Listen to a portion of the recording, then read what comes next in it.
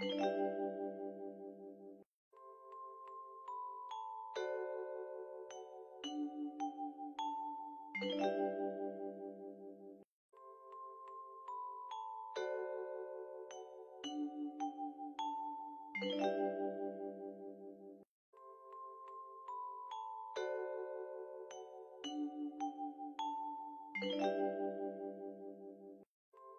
солай қасыңызға қадап айтады. Бұл жерде біздің тренингтің аты өзіндік мотивация. Соны. Ал енді мен айтамын, бүгін сіз сондай керемет әдемісіз. Сіз ақылды, дана адамсыз. Ал бірақ ақылды. Бірақ сонда да маған дейсің. Екі адам айтасыз. Тәте, сіз сондай білімдісіз, данасыз. Бірақ маған кете алмайсыз. Сіз екі адам айтасыз, өзіңізге айтасыз. Сіз өз мамандығыңыздан кереметсіз, бірақ информатикада маған жете алмайсыз. Жауапкершілігі мол тұлғасыз, бірақ маған жете алмайсыз. Жоқ, бірден екеуіне айтып, соны өзіңізге айтасыз. Сіз тәте өте жас адамсыз, ақылды, мейірімді, жүрегі таза, жансыз, бірақ маған жете алмайсыздар екен. Бірақ маған жете алмайсыз. Жоқ. Соңында өзіңізден керемет жан болмауы. Және тәте, сіз өз ісіңізді өте тиянақты, сондай жауапкершілігі жоқ, мол жансыз. Ақмарал тәте, сіз өте талапты, өте ұшқыр жансыз, дегенмен маған жете алмайсыздар. Арай сондай мейірімді, сондай көріксің. Ақмарал өз ісінің, өз сабағының мықты болғаны, бірақ маған жете алмайсыз.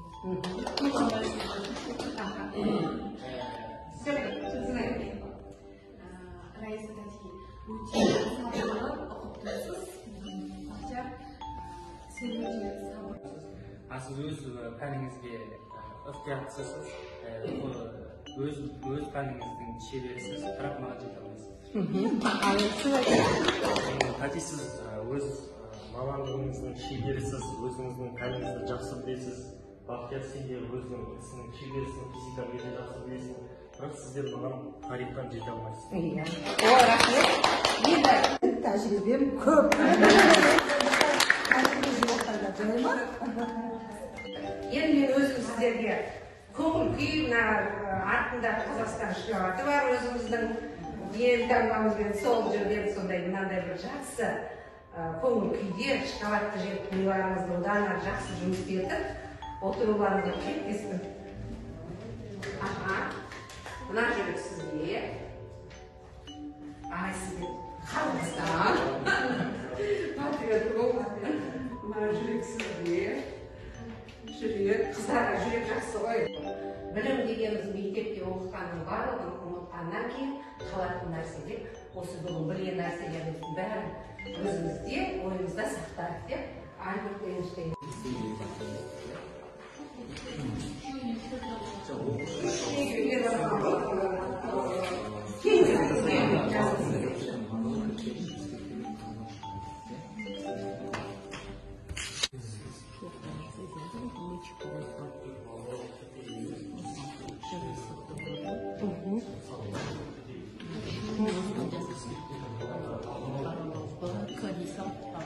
Iya, бағалы түрдері бар бір-бірімізден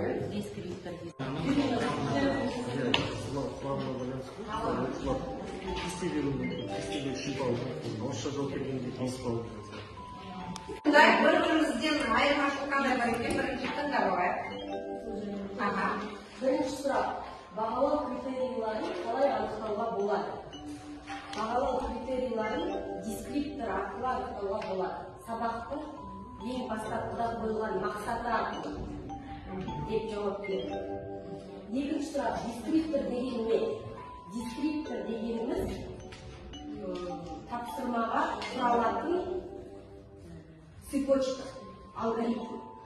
Тапсырма шығару жолдары.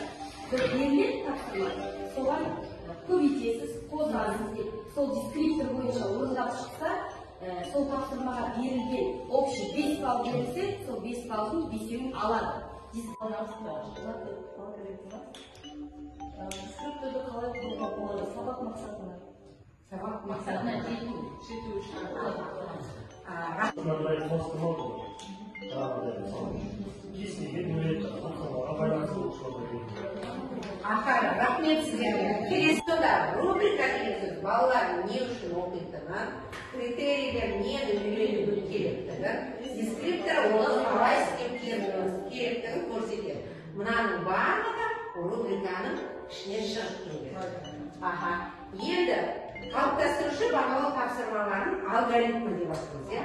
Осы жасалған ойыншыққа бағалау бересіз.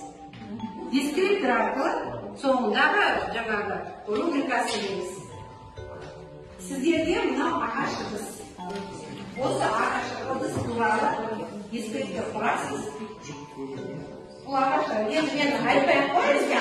Сіздеріңіз қадам бересіз. Ағаш ыдыстың жасалу жолдарына байланысты. Жасалу жолдарына өзіңізбен де. Сіздерге жасалу жолдарына Мен сәйкес енді одан кейін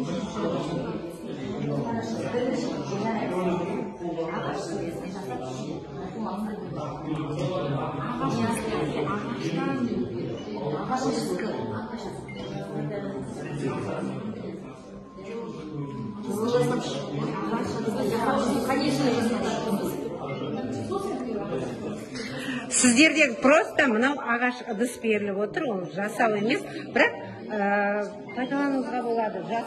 Жасалу жолдарын сіздер. Мынау ағашқа сіз соңында баға бересіз ғой. Вот сол үшін бұл ағашқа қараңызда неден жасалған, қалай ол качествосы, басқасы. Енді дескриптор ғой. Аха.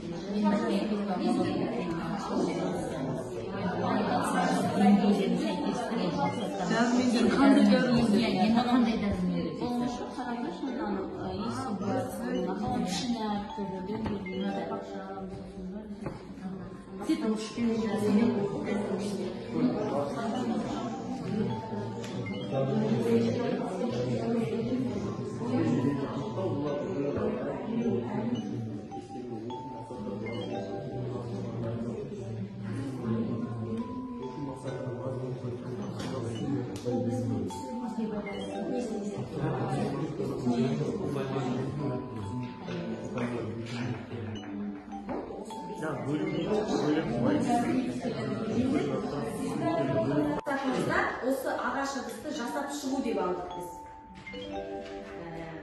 Бірінші, ағаш ыдысты жасау. Екінші, формасын, сыртқы келбетін дұрыстау. Үшінші, Просто ағаш ыдыс. Мынау ағаш ыдысқа дескриптор беруіміз керек, содан кейін мынаған бағалау беруіміз керек. Сіздерде бағалау жүрілген жоқ, сіздер тек ағаш ыдыс туралы өзіңіздің дескрипторыңызды айтыңыз.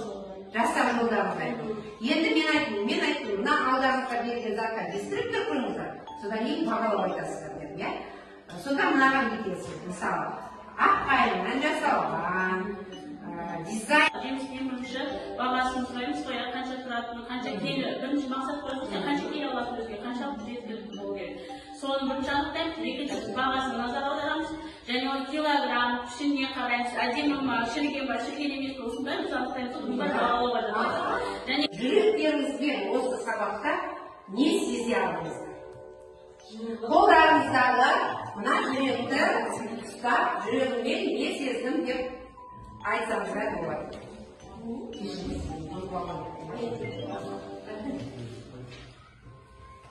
мен бұл жүрегіммен жан-жақты ойлау керек екенін сездім, ойлану керек екен.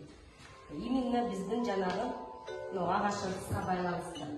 Сол жерде біз өзіміз бір осы коучинг жақсы атмосферада өткені секілді, және де өзіміздің сабақта да осындай атмосфера жасай беру керектігін сездім, және де айтып жатсыз, оқушыларға баға беріп үлгеру, баға беріп үлгеруді дұрыс екенін